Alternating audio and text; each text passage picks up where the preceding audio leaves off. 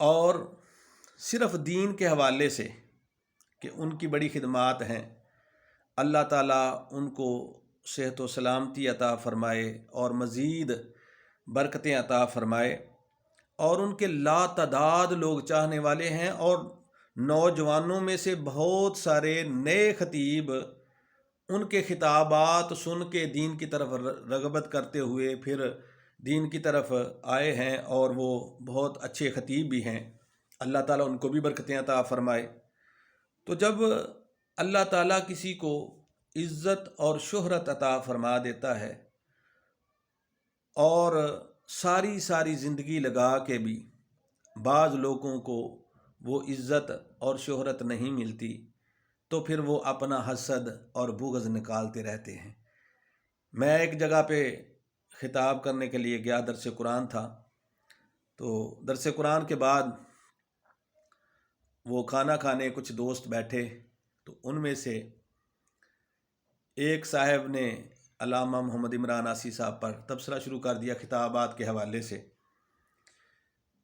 کہ جی فلاں بات کی ہے، فلاں بات کی ہے، دوسرا بھی بولا، تیسرا بھی۔ میں بڑی خاموشی کے ساتھ وہ کھانا کھاتا رہا اور ان کی باتوں کو سنتا رہا۔ اچانک ایک آدمی بولا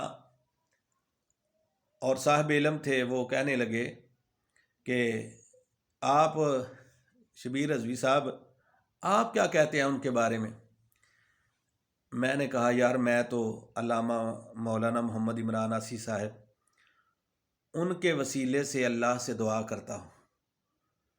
وہ کہنے لگے اچھا جی۔ میں نے کہا یار دیکھو، جو آدمی روزانہ ہزاروں لوگوں کو راہ راست پہ لانے والا ہے، ہزاروں لوگوں کو خطابات کرنے والا ہے، اور جس کو اللہ تعالیٰ نے عزت اور شہرت عطا فرمائی، اور پھر وہ دین کی برحق خدمت کر رہے ہیں، یہ نہیں کہ کوئی بد مذہب ہیں بھی وہ اپنے، تو پھر اتنے تعجب کے ساتھ پوچھنے کی وجہ کیا ہے؟ تو ان کو اللہ تعالیٰ نے عزت دی ہے، اللہ تعالیٰ مزید برکتیں عطا فرمائے۔ تو بہت سارے حسد نکالنے والے، بغض نکالنے والے لوگ موجود ہوتے ہیں۔ اللہ تعالیٰ علامہ محمد عمران عاصی صاحب کو ہاتھ سے دین کے حسد سے اور شریر لوگوں کے شر سے بچائے۔ اسی طرح بعض لوگ پھر، یہ تو نجی محافل میں تو یہ سلسلے ہوتے ہی ہیں، لیکن بعض لوگ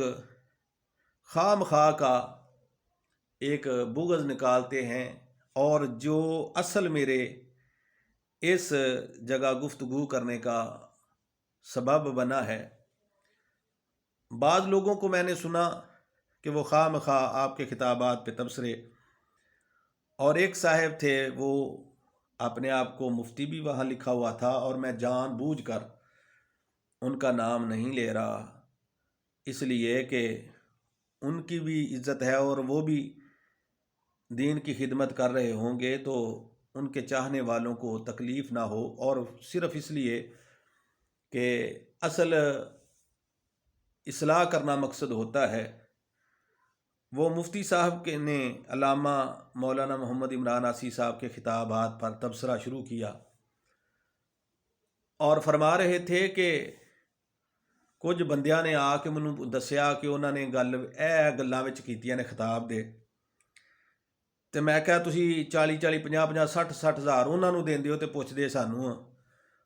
اور یقین کریں کہ انہوں نے چند منٹ کی گفتگو میں یہ پیسوں کا اتنی مرتبہ تذکرہ کیا نا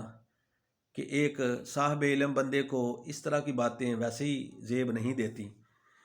کہ وہ اتنے پیسے لیتے ہیں۔ میں یہاں پر ایک بات، پہلی بات تو یہ کرنا چاہتا ہوں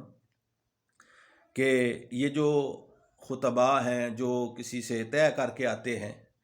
یا مطلب اوپر سے لوگ ان کو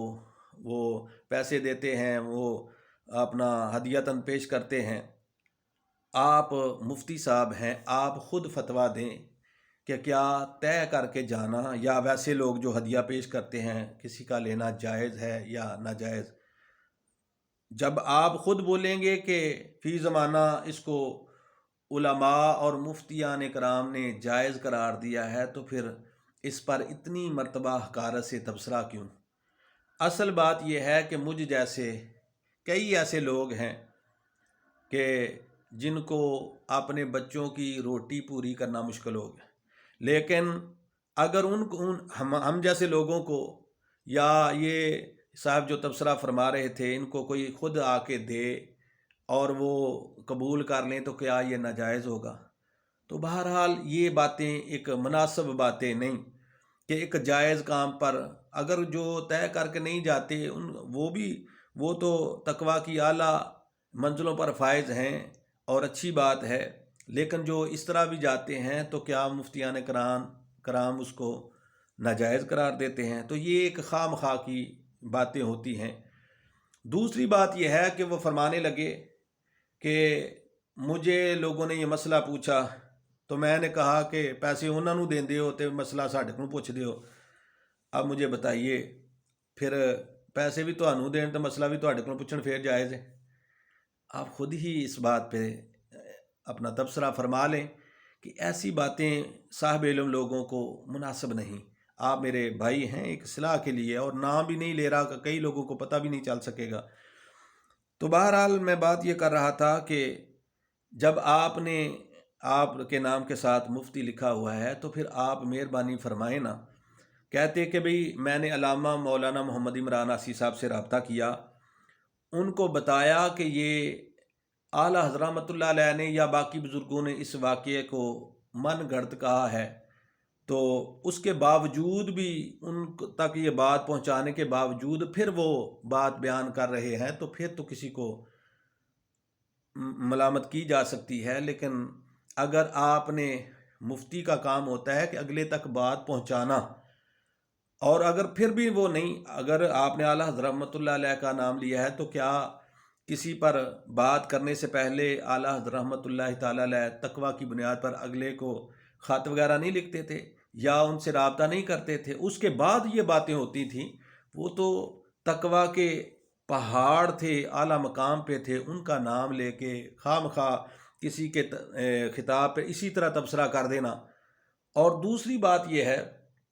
کہ کسی واقعے کو جب آپ نے کہہ دیا جی وہ من گڑت ہے، اس میں سے وہ کہ اس میں یہ ہے یہ ہے یہ ہے باتیں کر کے، اس طرح کی باتیں کر کے لوگوں کو بھڑکایا جاتا ہے کسی کے خلاف کہ دیکھو جی وہ اللہ تعالیٰ کی توہین کر رہے ہیں، وہ فلاں کی۔ اگر اس واقعے پہ بھی تبصرہ کیا جائے، چونکہ اعلیٰ حضرت رحمۃ اللہ علیہ نے اس واقعے کو اس پہ تبصرہ فرما دیا ہے تو ہم انہی پہ یقین رکھتے ہیں، اس بات پہ میں نہیں آتا۔ لیکن جو آپ نے باتیں کی ہیں ان پہ میں نے تبصرہ کرتے ہوئے یہ بات کر رہا ہوں کہ آپ وہ ویسے ہی کہہ دیتے کہ یہ واقعہ من گھڑت ہے، اس میں سے علامہ عمران آسی صاحب کو نشانہ بنا کے کہ اس میں وہ اللہ کی توہین ہے، پیارے رسول علیہ الصلاۃ والسلام کی توہین ہے، اہل بیت اطہار کی توہین ہے۔ تو اس طرح خواہ مخواہ کسی کو بھڑکانا نہیں چاہیے، بلکہ آپ صاف کہہ دیں جی واقعہ من گھڑت ہے تو بات ختم ہو جاتی۔ اور آخر میں پھر آپ سے میں گزارش ضرور کرتا ہوں کہ جب بھی آپ کسی پہ تبصرہ فرمائیں تو اس کی جو خدمات ہیں ان کو بھی سامنے رکھیں کہ اتنی ساری خدمات ہیں، میں ان کو علامہ عمران آسی صاحب کو معصوم نہیں مان رہا، نہ وہ معصوم ہیں، ان سے بھی کئی بار ہوتی ہوں گی، لیکن بات یہ ہے کہ پہلے ان سے رابطہ کیا جائے، ان سے بات کی جائے اور ان تک یہ معاملات پہنچائے جائیں، اور اس کے بعد اگر وہ کوئی بات کرتے ہیں تو پھر تو یار بات ہوئی نا۔ تو باقی رہی یہ بات